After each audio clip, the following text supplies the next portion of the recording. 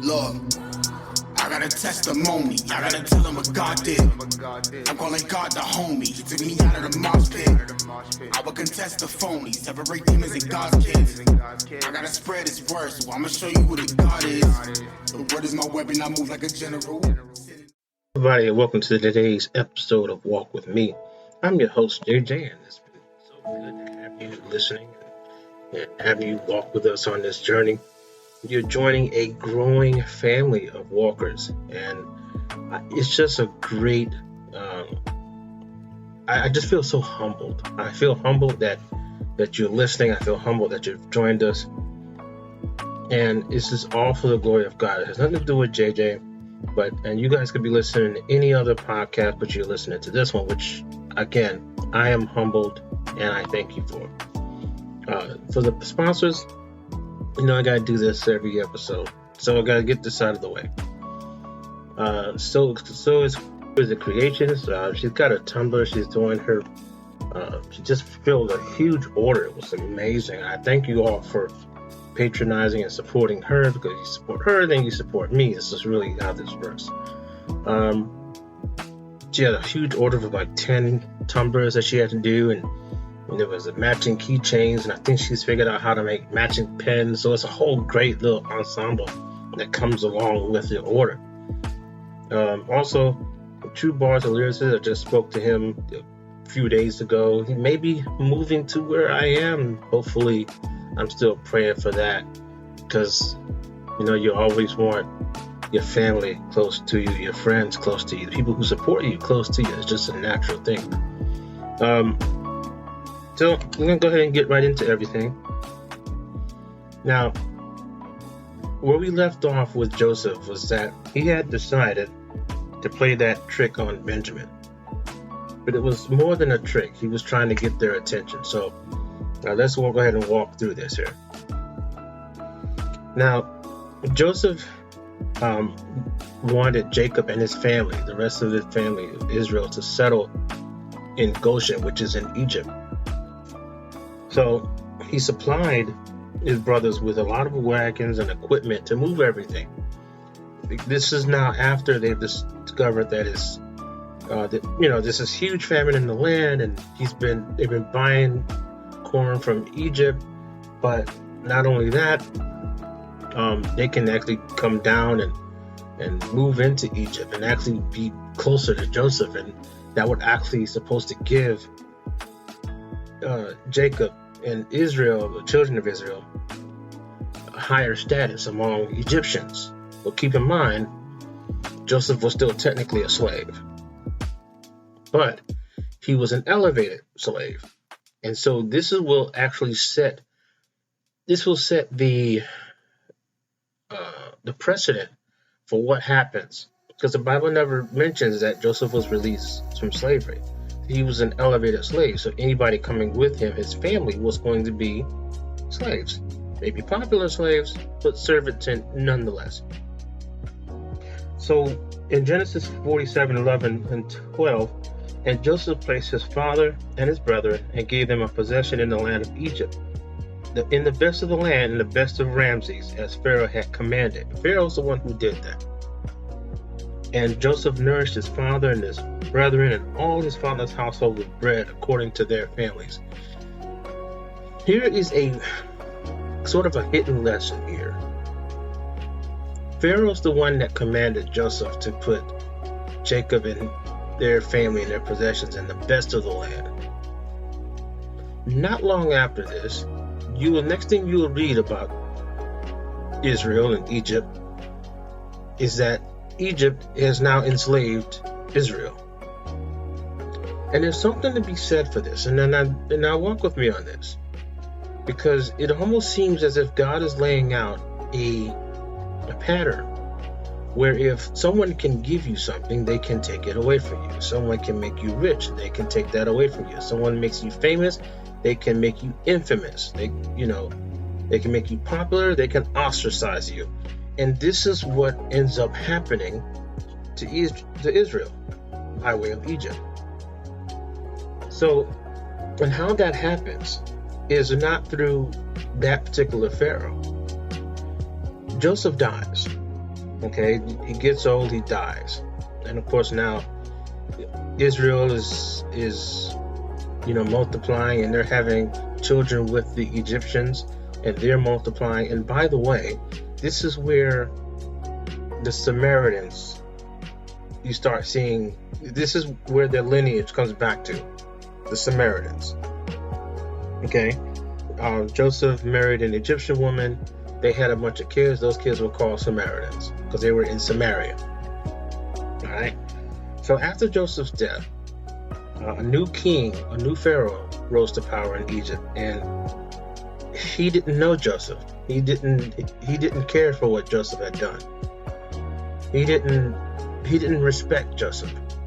He had no respect for Joseph or what he had done, because as far as he knew, it was the pharaoh, the old pharaoh, that had saved Egypt from the famine. Because back in those days, pharaohs didn't give any credit to anybody. Their wise men may have advised them, quote unquote, but it was the pharaohs that made the decisions. So it's not too far of a leap of logic to assume that pharaoh that Joseph spoke to, that saved Egypt, was given the credit for saving Egypt and not Joseph. We know Joseph was behind that, and we know the reason why Joseph was behind that was because God was leading him, but the Egyptians didn't know that. Therefore, the new pharaoh wouldn't have known that. So the problem was that pharaoh somehow began to look at the Israelites, who were multiplying and being very powerful and had been given the best of the land and the best of circumstances and the best setup. They begin to look at them and it's like, hey, wait a minute, they're going to take us over soon. Where have you heard that before? So they're going to take us over soon, and at some point, they don't want to be Egyptians. They're going to want to be Israelites, and they're going to overthrow me. So what he then did is he then turned Israelites into slaves, not servants, into slaves. But the way God was blessing them, the more afflictions, the more hardships that was given to Israel, the more they expanded, the more they multiplied, the more they were blessed. And so God was preparing them for a huge exodus from Egypt. But in order to do that, they had to be ready. They had to have an infrastructure in their own community, and their community had to be strong. Because you're going to leave a country and go out into, quote unquote, the wilderness to a promised land. These things don't just happen overnight. And this is something that we have to understand. When God gets us ready to go into, or actually go into a better circumstance, He may take a long time to develop us. We are taking a long time to be developed. And when we're being developed, while we're being developed, that plan, that promise that God has got out for us is still there. Now let's go into Exodus 8 through 14. Now there rose up a new king over Egypt, which knew not Joseph. And he said unto his people, behold, the children of Israel are more and mightier than we. Come on, let us deal wisely with them, lest they multiply, and it come to pass that when they fall out any war, that they join unto our enemies, fight against us. So get them up out of the land. Therefore they did set over them taskmasters, and afflicted them with their burdens. And they built for Pharaoh treasure cities, Pithom and Ramses. Now remember, Ramses was the city that Joseph put the Israelites in. But the more they afflicted them, the more they multiplied and grew. And they were grieved because of the children of Israel. We can't keep those people down. The more we afflicted them, the more they grew. Why? Because it was God that was behind them.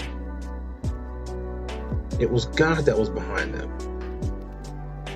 And the Egyptians made the children of Israel to serve with rigor. And I meant by serving with rigor, I mean, we're talking about some pretty terrible conditions. We're talking about terrible work conditions, terrible living conditions.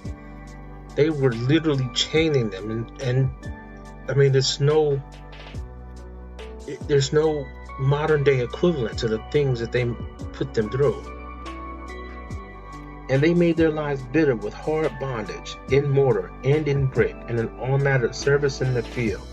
All their service, wherein they made them serve, was with rigor. Now, the Bible took so much effort to explain how hard those conditions were. But yet, of all the affliction that they were going through, of all the rigor that they were being made to work, was them being prepared for the rigor and the problems that they would face out in the wilderness on their way to the promised land. What? Let's put it to you in today's terms. Let's talk about it in today's terms. If I was the son of a rich person, right? And I decided that I was going to strike out on my own, and I'm going to go and rough it for a while. I have two choices. I can go and pack a bunch of stuff and basically take my entire possessions with me. Or I have to get myself ready to go out into the wilderness on my own. So God is actually preparing them mentally to go and do this, to go out, because God knows that leaving the comfort of Egypt will be a hardship. And so in order to do that, they have to have hardship in this land. Another thing to consider is that unless God allows these conditions to become hard, the children may not want to leave Egypt because their lives are too great. Their lives are too comfortable. I had an old pastor once tell me, Egypt is the type and shadow of what sin is. And basically they went down to Egypt, supposed to be for a little while. They were going to stay there till the famine was over. And then they were going to go back to that land where they came from. But they end up staying longer than they wanted to stay. And then they end up giving up more than they wanted to give up. And they couldn't leave when they wanted to leave. And so he basically came up with a saying. He says, sin will make you stay longer than you want to stay. Make you pay more than you want to pay. What's important to know is that this starts to kind of lay the groundwork. When we follow what happened with Israel, we follow what happened with Egypt and Joseph, we start seeing a groundwork, a pattern that we should actually be paying attention to. Because as we'll continue to walk through this journey, we'll see how God will begin to make Egypt uncomfortable for Israel. The same way God will make sin uncomfortable for us. And the reason why this has to happen is because that's the only way we're going to be saved. It has to start becoming uncomfortable. And so if there's something that's going on and you're doing it and you're feeling a little uncomfortable, it's God kind of getting you ready to leave it alone. Now, there's different ways. You can get uncomfortable with being someone preaching to you, or you can get uncomfortable with reading about it in the Bible, or the Spirit of God just may make you start to rethink that whole lifestyle. And we're going to talk about that. But the one thing to be very careful here is that not only are we talking about the things that Joseph went through. Remember, this is by far one of my favorite stories. One of my favorite stories about so much to be involved with this family and slavery and things that you're doing wrong. You're getting done wrong when you are innocent, but then you're maintaining your contact with God, and all of a sudden, these things being paid back to you. And all of the things that Joseph ended up doing, Joseph ended up saving an entire nation because he submitted to the will of God rather than allowing his feelings to get in the way of his blessing. We cannot deny that Joseph was feeling wronged. We can't sit there and say that Joseph didn't feel abandoned. Of course he felt abandoned. He felt abandoned in the pit. He felt abandoned when he got sold to the slave traders. He felt abandoned when he was in the prison. He felt abandoned when he was convicted for something he didn't do. Of course he felt abandoned. The Bible doesn't tell you that, but the book of JJ tells you that. The only reason why the book of JJ tells you that is because I'm telling you I would feel those things. And I don't know of anyone that spiritual enough to at least not have that feeling inside of you to say, oh my God, I thought I was serving God. Where's my God? At least for a moment, before coming to your senses and saying, hey man, listen, my God got this. My God got this. You know what? I'm going to keep praying. I'm going to keep fasting. And the devil will sit there and tell you that too. Oh, where's your God now? Well, you interpreted that dream just fine, but where's your God now? You still in jail. And then it'll cause your faith to kind of waver a little bit. This is not something, I mean, I think one of the biggest problems that I have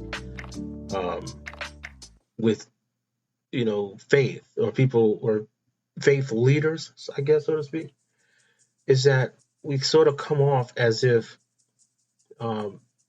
faith cannot be shaken, or if faith is shaken, it's weakened or it's non-existent. And this is not necessarily true, because if your faith is strong, it has to be strengthened somehow. If your arms are strong, they have to be strengthened somehow. And what that requires is sometimes lifting things that are uncomfortable. Sometimes you have to lift a heavier barbell. Your arms will tremble.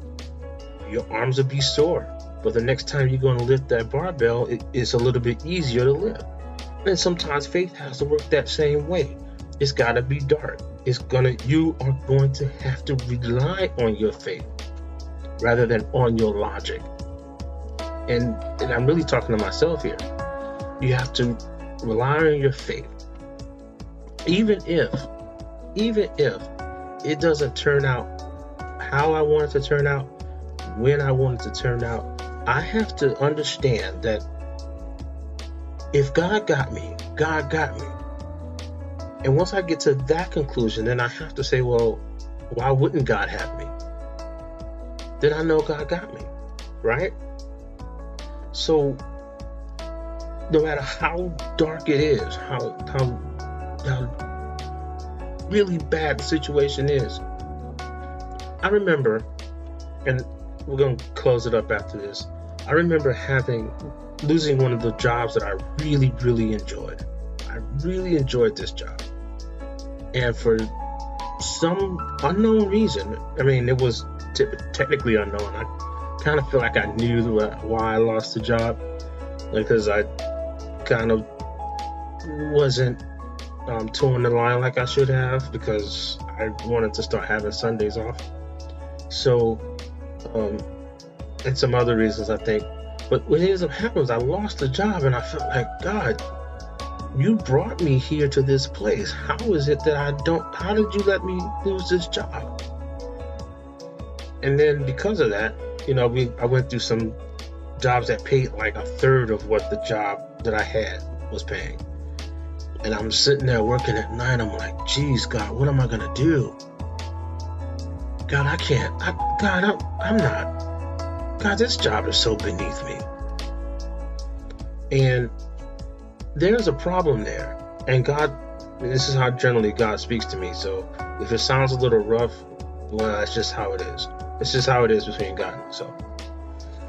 God said, oh, so the job is beneath you. I gave you that job to make you ready for the job that you're going to. And this job is beneath you. So what are you saying exactly? And I had to back it off a little bit and say, okay, God, you know what, God, I thank you for this job. And then 2 days later, the job ended, because it was a temporary job. 2 days later, the job ended. And then I ended up getting the job that, as of right now, I make 4 times what that particular job made. So again, faith is a thing that has to be worked. Faith is a thing that has to be cultivated. Things don't generally work in a 30-minute sitcom episode like we're used to on TV. Things don't generally work out in a 2-hour movie scenario. These things take years. And the reason why it takes years is because there's something that we have to be ready to go through. We have to be ready to endure. We have to be ready to accept. I've seen so many people get blessings that they were not ready for because they demanded those blessings, and God said, okay, if you want to be outside of my will, you're going to be outside of my will. You'll be outside of my my perfect will. You'll be in my permissive will. And the amount of hardship that comes behind that. But Joseph stayed in God's perfect will. And this is what I aspire to. I aspire to stand in God's perfect will, no matter how bad it sucks at the moment, how long it seems like it's not going well for me, that God can use me to maybe to save a nation. I don't know. I'm just saying, because Joseph ended up saving his family, which ended up saving a nation. I don't think I would be that big of a person or that big of an influence, but either way, whatever God is using me for, I have to wait until I have to get myself ready to be in that position. When God feels that I'm ready, then it'll happen. Until then, I'm just working and keeping my faith in God and keeping my faith in the fact that God knows me better than I know me. And yes, absolutely he does. He knows you better than you know you. And that's saying something, because we all think we know each other the best. God knows us better than we know ourselves. Let God's blessings come when they come. That's one of the most powerful prayers that I've learned in living for God, is instead of just praying for something that I want, oh God, I need a car. And then you get a car and the car costs you an arm and a leg to keep it on the road. Instead, I pray, you know what, God? If it's your will, I would like to have a car. Or, God, if it's your will, I would like to have this job. And then you will find out, you will generally see your life easing. Not only because you're no longer worrying about it, because when you put that in God's hands now, rather than in yours. But when you get those blessings, you don't have a lot of unnecessary strain that comes along with it. Let God work out your life and keep your faith in him, because that's what's going to get you through. All right. Listen, y'all, I'm going to be, I promise, I just got contacted by someone about turn this into a sort of a video format, or I don't know. And I have to do a lot of prayer on this, because I'm kind of comfortable in the audio format, but I will be doing prayer on it. So if so, I will definitely keep you all informed if there's any sort of changes or anything like that. Until then, I will see you all next week. I love you all. Thank you so much for joining. Thank you so much for listening. We love you. Take care.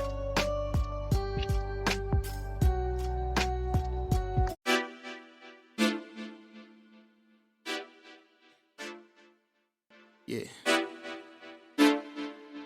True. See, I do it for Jesus. Everything I've been do, give me a reason. I got to spread all the words of a genius. Everybody need to know who the leader. See, I do it for Jesus. Everything I've been do, give me a reason.